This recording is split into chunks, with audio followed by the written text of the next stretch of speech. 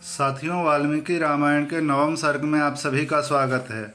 इससे पहले मैं स्कंद पुराण में वर्णित श्रीमद् वाल्मीकि रामायण का महात्म्य का पाठ कर चुका हूँ और बालकांड के 8 अध्यायों का भी पाठ कर चुका हूँ।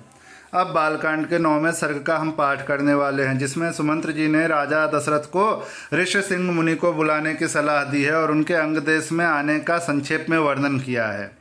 अगले सर्ग में इसका विस्तार से वर्णन आएगा। इसमें केवल सूत्र रूप में वर्णन आया है तो आपको ज़्यादा समझ में शायद ना आए, लेकिन अगले सर्ग में इसका विस्तार से वर्णन आएगा, तब आपको पूरी कथा समझ में आएगी। तो चलिए 9वें सर्ग के पाठ शुरू करते हैं। श्री सीतारामचंद्राभ्याम नमः। श्रीमद् वाल्मीकि रामायणम बालकांडम 9वां सर्गः। सुमंत्र का राजा को ऋष्यशृंग मुनि को बुलाने की सलाह देते हुए उनके अंग देश में जाने और शांता से विवाह करने का प्रसंग सुनाना। पुत्र के लिए अश्वमेध यज्ञ करने की बात सुनकर सुमंत्र ने राजा से एकांत में कहा, महाराज एक पुराना इतिहास सुनिए। मैंने पुराण में भी इसका वर्णन सुना है। ऋत्विजों ने पुत्र प्राप्ति के लिए इस अश्वमेध रूप उपाय का उपदेश किया है, परंतु मैंने इतिहास के रूप में कुछ विशेष बात सुनी है। राजन, पूर्व काल में भगवान सनत कुमार ने ऋषियों के निकट एक कथा सुनाई थी। वह आपके पुत्र प्राप्ति से संबंध रखने वाली है। उन्होंने कहा था, मुनिवरों, महर्षि कश्यप के विभांडक नाम से प्रसिद्ध एक पुत्र हैं। उनके भी एक पुत्र होगा जिसकी लोगों में ऋष्यशृंग नाम से प्रसिद्धि होगी। वे ऋष्यशृंग मुनि सदा वन में ही रहेंगे और वन में ही सदा लालन पालन पाकर वे बड़े होंगे। सदा पिता के ही साथ रहने के कारण विप्रवर ऋष्यशृंग दूसरे किसी को नहीं जानेंगे। राजन, लोक में ब्रह्मचर्य के 2 रूप विख्यात हैं और ब्राह्मणों ने सदा उन दोनों स्वरूपों का वर्णन किया है। एक तो है दंड मेखला आदि धारण रूप मुख्य ब्रह्मचर्य और दूसरा है ऋतुकाल में पत्नी समागम रूप गौण ब्रह्मचर्य। उन महात्मा के द्वारा उक्त दोनों प्रकार के ब्रह्मचर्यों का पालन होगा। इस प्रकार रहते हुए मुनि का समय अग्नि तथा यशस्वी पिता की सेवा में ही व्यतीत होगा। उसी समय अंग देश में रोमपाद नामक एक बड़े प्रतापी और बलवान राजा होंगे। उनके द्वारा धर्म का उल्लंघन हो जाने के कारण उस देश में घोर अनावृष्टि हो जाएगी, जो सब लोगों को अत्यंत भयभीत कर देगी। वर्षा बंद हो जाने से राजा रोमपाद को भी बहुत दुख होगा।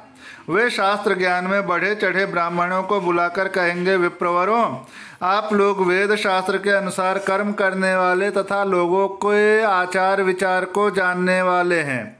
अतः कृपा करके मुझे ऐसा कोई नियम बताइए जिससे मेरे पाप का प्रायश्चित हो जाए। राजा के ऐसा कहने पर वे वेदों के पारंगत विद्वान सभी श्रेष्ठ ब्राह्मण उन्हें इस प्रकार सलाह देंगे, राजन, विभांडक के पुत्र ऋष्यशृंग वेदों के पारगामी विद्वान हैं। भूपाल, आप सभी उपायों से उन्हें यहाँ ले आइए।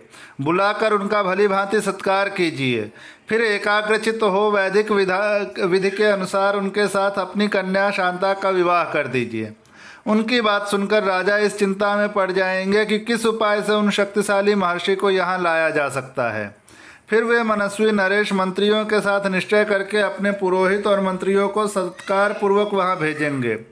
राजा की बात सुनकर वे मंत्री और पुरोहित मुंह लटकाकर दुखी हो यो कहने लगेंगे कि हम महर्षि से डरते हैं, इसलिए वहाँ नहीं जाएंगे। यूँ कहकर वे राजा से बड़ी अन्याय विनय करेंगे। इसके बाद सोच विचार कर वे राजा को योग्य उपाय बताएंगे और कहेंगे कि हम उन ब्राह्मण कुमार को किसी उपाय से यहाँ ले आएंगे। ऐसा करने से कोई दोष घटित नहीं होगा। इस प्रकार वैश्याओं की सहायता से अंगराज मुनि कुमार ऋष्यशृंग को अपने यहाँ बुलाएंगे। उनके आते ही इंद्रदेव उस राज्य में वर्षा करेंगे।